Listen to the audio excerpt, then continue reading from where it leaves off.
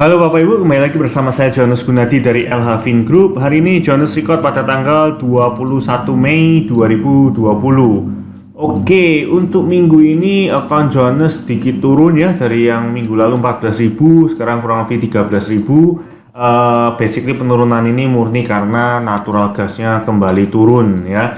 Ini yang bikin kita pribadi agak pusing Bapak Ibu ya. Nah, saya bahas satu persatu dulu. Nah, yang pertama Anda bisa lihat ini adalah posisi vertical put karena sudah hijau 5 kali berturut-turut bulanannya, makanya kita berharap candlenya merah. Kelihatannya so far kelihatannya masih gagal tembakan pertama ini. Kenapa? Karena gold itu harganya sekarang naik lagi ke 17.40 dan candlenya secara monthly. Oke, saya barusan pasang order close Bapak Ibu. Take profit untuk yang ini barusan ada notifikasi sudah laku. Yang sell put saya di 6, ini kan preminya tinggal $16, kita sudah membukukan profit $334, dan ini jangka waktunya kurang lebih masih 3 minggu lagi. So ngapain nungguin $16? Johannes sudah pasang order close GTC, kelihatannya sudah mulai laku, tapi nanti kita lihat aja. Oke, saya kembali lagi ke sini. Nah, gold ini itu seharusnya kita pakai aturan kita monthly candle yang sesuai, yang kita sudah sesuaikan dengan expiration date-nya option itu 5 kali hijau. Dan ternyata di bulan ini dia masih hijau lagi. So, sebenarnya kalau kita cocokkan dengan option expired, ini hijau 1, hijau 2, ini ternyata hijau Bapak Ibu. 3, ini adalah hijau 4, ini adalah hijau 5. Dan ternyata ini hijau lagi Bapak Ibu 6. Jadi ya sudah, kita realisasi loss. Tapi setelah ini selesai, kita harus masuk vertical pull gold lagi untuk berharap candlenya merah. Memang itu sistemnya seperti itu. Dan saya sudah terangkan di video bulan lalu ya, pada saat kita mau masuk vertical put gold. So ya udah, biarkan dulu. Nah, sekarang kita bicara tentang natural gas. Natural gas Bapak Ibu, jujur kemarin saya cek itu NLV saya masih 14.500 Bapak Ibu. Sekarang turun menjadi 12.900. Kenapa? Karena Anda bisa lihat NG ini dalam 2 hari kemarin udah enak-enak mau menyentuh 1,9, NK tiba-tiba berbalik arah ya. Dan Anda bisa lihat dari candle 30 menitan. Kemarin malam saya mau buat video, cuma saya waktu itu nggak sempat. Dia udah enak-enak aman di 1,87 ya kan. Kalau ternyata sell pun kita di 1,9 in the money, kalau ternyata dia bisa finishingnya di atas 1,9, itu equity Johannes bakal menjadi 17.000 Bapak Ibu. Karena anggapannya kita ngerasain naiknya natural gas. Tapi entah kenapa kita juga nggak tahu persis, tiba-tiba market berbalik turun free fall sampai ke level 17 dan hari ini pun agak sedikit turun. Oke, so yang Johannes lihat simple Bapak Ibu. Kalau kita lihat candle yang namanya monthly udah nggak kepake karena udah mendekati akhir bulan. Kalau kita melihat OPTX waktu itu kemarin saya cukup pede Bapak Ibu. Kenapa? Karena candlenya ini itu full hijau gini Bapak Ibu. Dan range-nya Anda bisa lihat range-nya masih kecil. Sehingga kita percaya secara teknikal seharusnya masih bullish. Jadi Johannes ya biarkan aja.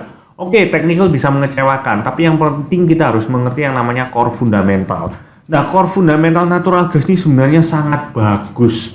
Tapi entah kenapa, saya nggak ngerti kenapa natural gas masih belum mau naik ya Bapak Ibu ya.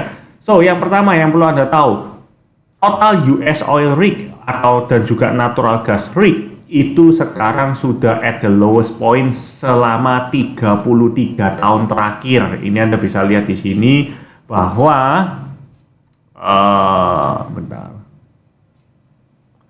What's expiry? Nah,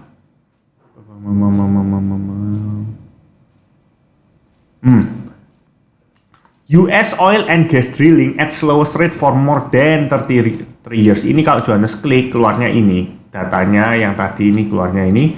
Nah, ini terbukti Bapak Ibu terakhir tahun 1988 atau yang mungkin 2016 pada saat oversupply. Ini sekarang jumlah rig-nya itu justru lebih parah, lebih sedikit daripada di tahun 2016.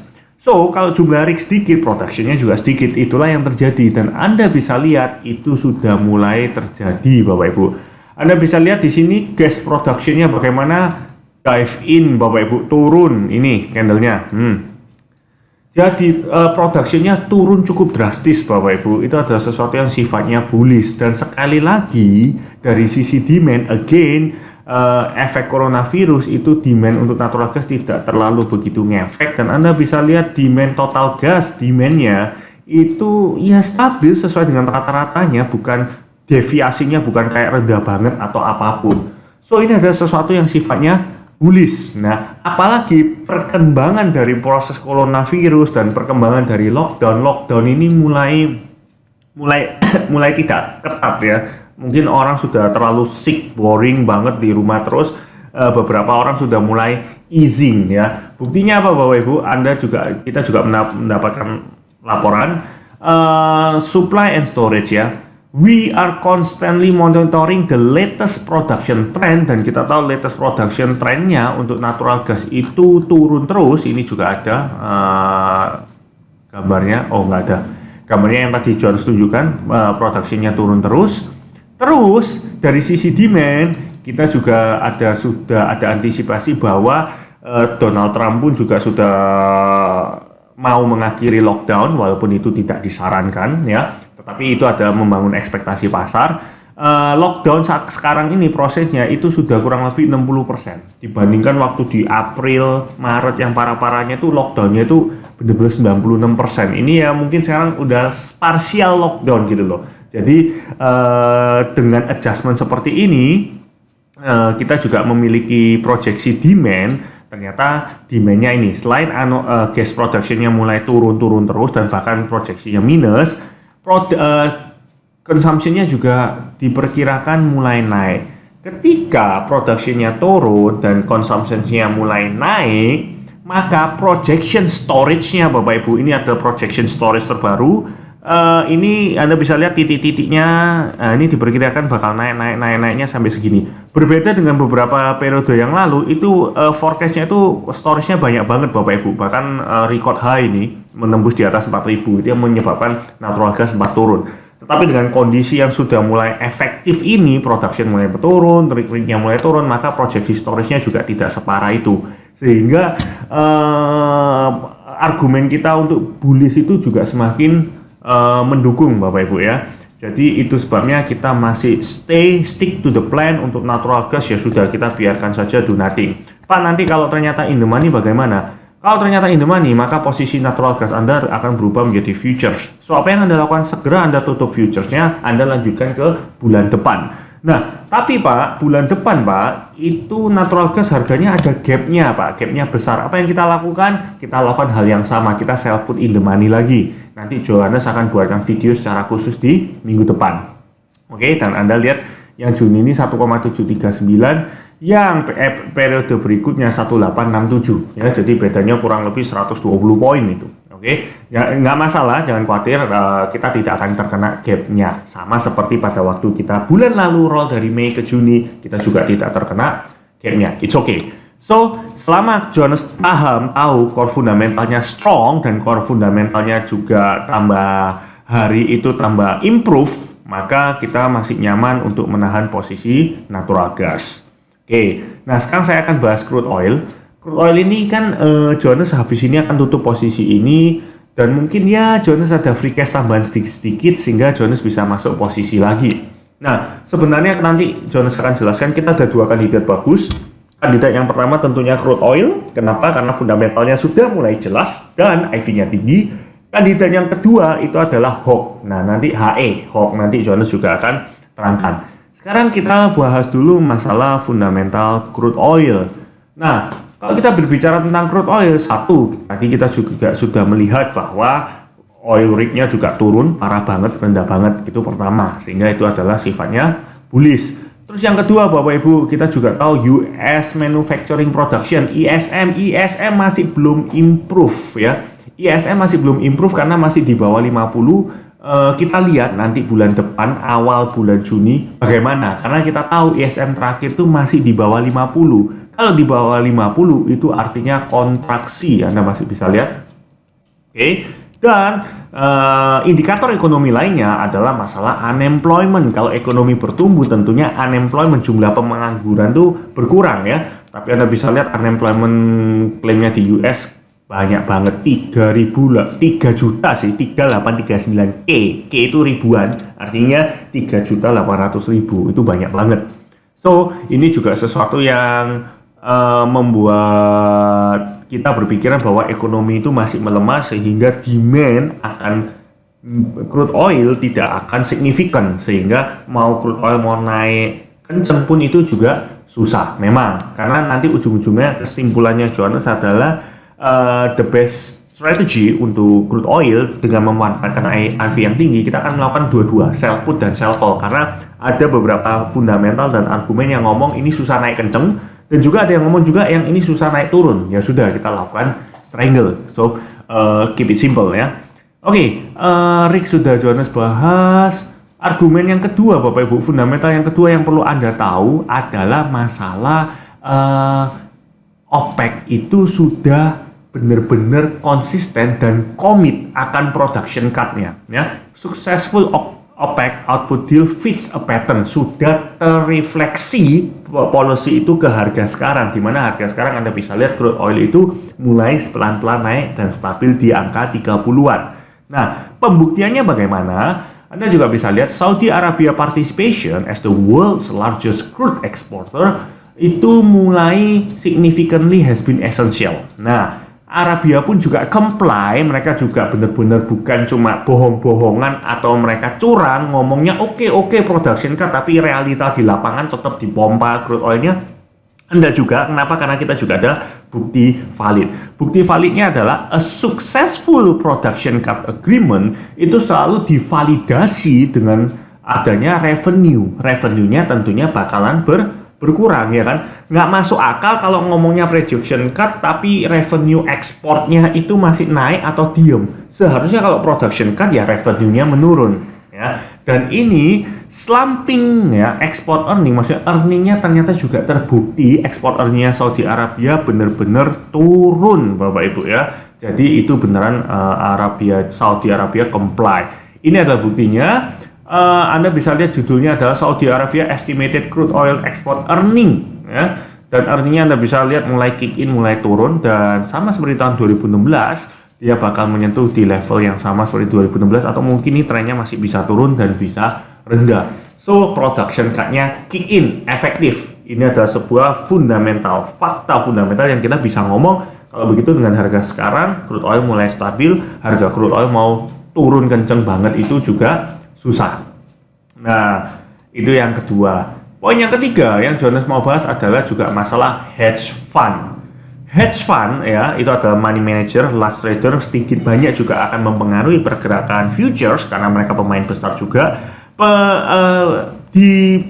Di bulan lalu atau ya di bulan lalu Johannes sempat membahas ini, kita ngomong hedge fund lagi gencar-gencarnya nih buy crude oil, makanya kita ada posisi sell put di 6 dan it makes money. Nah, sekarang bagaimana sentimennya para hedge fund? Large trader, para hedge fund sekarang saatnya strong buying-nya itu sudah mulai slow down, artinya sudah tidak lagi agresif untuk buy oil karena mungkin mereka percaya harganya sudah sesuai dengan fundamentalnya, sudah price in. With future price back over $30 per barrel, some drilling ya, jadi rig yang tertutup itu kemungkinan bisa mulai aktif lagi, sehingga itu melimitasi pergerakan naiknya crude oil.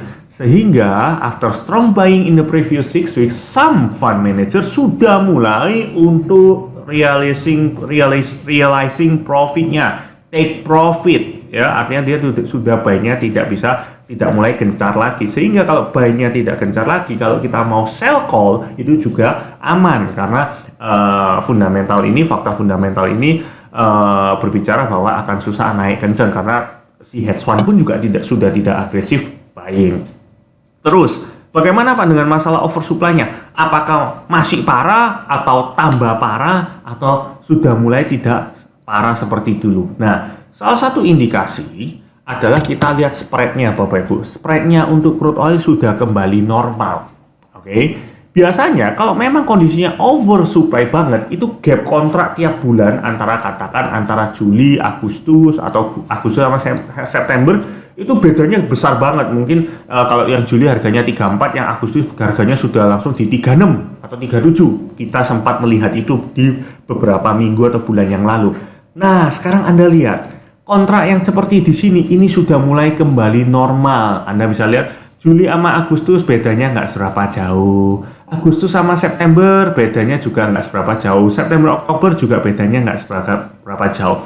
Ini adalah sebuah algoritma yang kita bisa mengartikan bahwa sentimen pasar itu sudah tidak menganggap posisinya kondisi sekarang oversupply banget. Buktinya kontrak future-nya gap-nya sudah tidak besar lagi. So, sell put Anda aman karena oversupply-nya sudah tidak parah banget atau lebih parah enggak, tetapi sudah mulai membaik. Oke, ini juga perlu Anda perhatikan. So, tadi saya juga sudah minta tolong Pak Andre untuk cek ya, Anda bisa coba cek sendiri. Maka Anda bisa melakukan sell put CL di 56 ya, 5 kita pilih yang 56 hari, manfaatkan IV yang lagi masih tinggi 190%, ambil sell put di 20, tapi sekali lagi tetap kita jaga-jaga jangan melakukan naked, kita akan melakukan penguncian dengan jarak 10 poin. Ya, 10 sama 20 ini Anda kunci. Artinya apa? Anda sell put di 20, maka pada saat Anda sell put di 20, Anda terima duit katakan 36, kita ambil nilai tengahnya. Dan Anda kunci dengan buy put di 10 ya. Anda di sini bayar kurang lebih 15 potong 36, Anda terima duit 21 poin. 21 poin itu dollar value-nya 210. Oke. Anda bisa melakukan transaksi ini, dan Johannes sudah bantu cek tadi margin yang dibutuhkan untuk melakukan transaksi ini itu sekitar 2.000 dolar ya. Sekali lagi jangan percaya jaminan yang diberikan oleh broker, kelihatannya sudah kembali normal dan kita juga pakai credit spread, tetapi di money management Anda pastikan Anda tetap alokasikan dana yang dibutuhkan atau margin yang kita terapkan adalah 3.000. Oke. Nah, tadi Johannes juga sempat bilang ini juga aman untuk sell call. Pada saat bersamaan setelah Anda masuk sell put di 20, dikunci beda 10 strike dengan buy put 10, Anda juga bisa melakukan hal yang sama. Anda bisa lakukan sell call di 45, Bapak Ibu ya. 45 dan Anda kunci dengan 55. Oke, ini 45, ini 55-nya nggak kelihatan. Nah, oke. Ini 45, ini 55, di 55 saya bayar keluar duit katakan 12 poin, yang 45-nya saya terima duit 31 poin, 31 potong 12 itu kurang lebih jatuhnya sekitar 19 poin. 19 poin artinya berapa? 190 dolar. Otomatis kalau Anda melakukan strangle, sell put Anda terima 210, sell call-nya Anda terima 190, maka total Anda bisa mengkoleksi premi 400 dolar.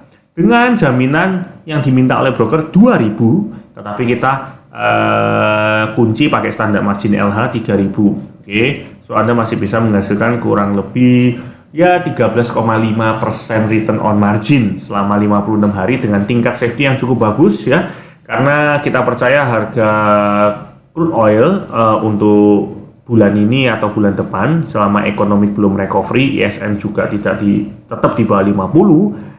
Corona juga belum berakhir, maka mau tembus di 40 itu susah.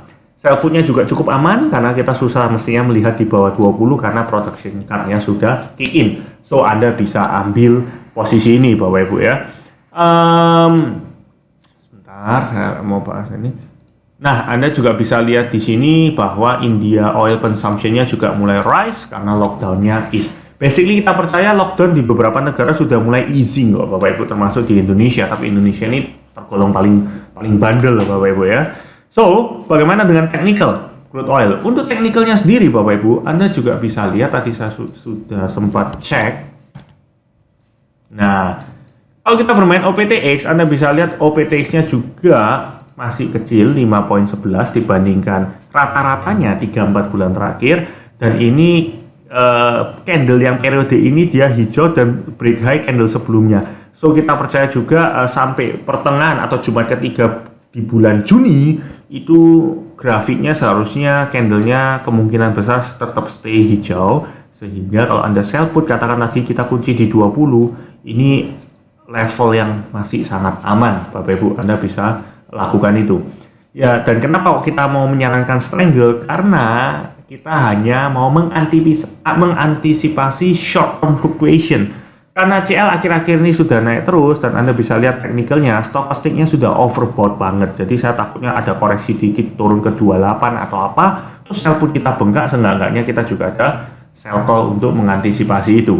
Tapi seharusnya mau turun selama turunnya nyicil, cuma orang turun fluktuatif biasa, nggak masalah. Sell put kita masih strong, nggak akan kena 3 kali premi dan Anda masih bisa mempertahankan posisi Anda.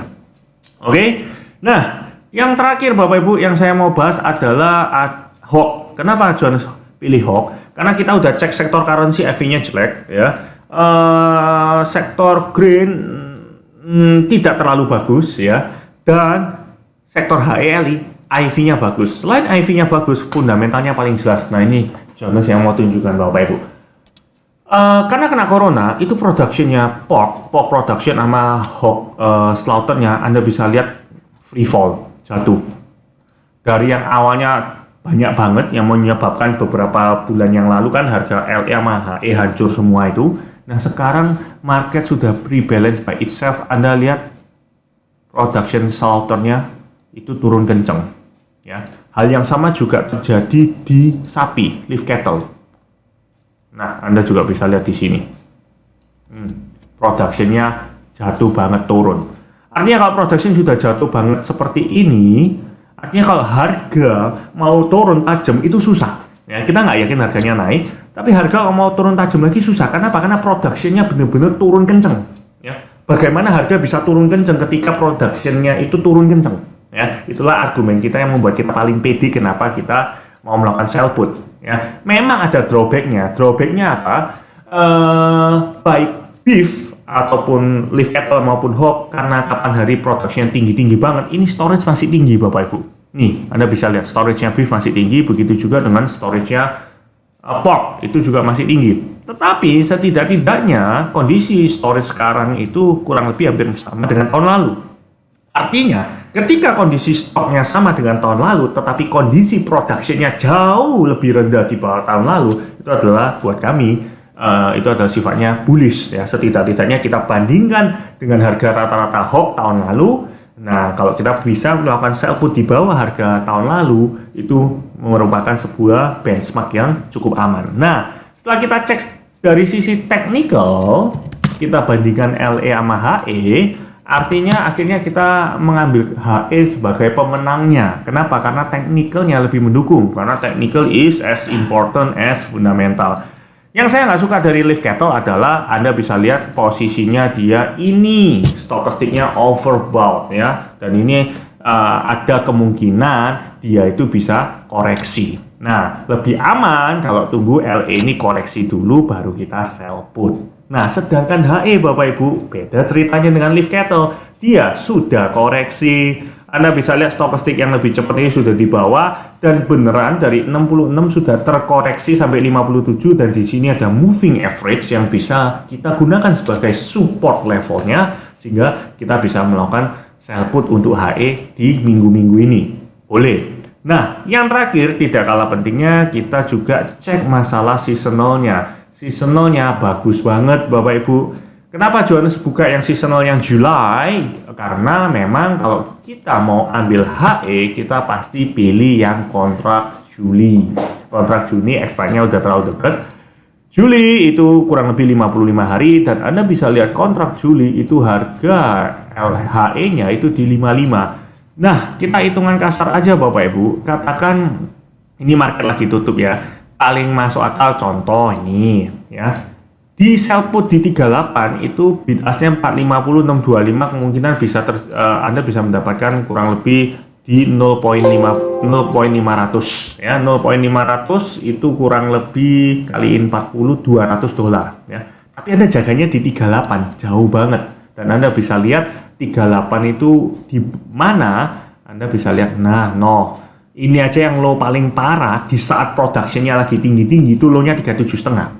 Kita tahu produksinya turun banget, jadi kalau kita sell put di 38 itu wah aman banget ya. Kemungkinan Johannes berani ambil di level 42 atau 40, Johannes deketin sedikit, itu Anda bisa mendapatkan kurang lebih $300. Nanti Anda cek sendiri, dan premi margin yang dibutuhkan itu cukup murah Bapak Ibu, di bawah 2000, sehingga benar-benar worth it risk return ratio-nya worth it, dan tingkat safety-nya juga aman. Oke, jadi Anda juga bisa melakukan sell put HE sebagai kandidatnya.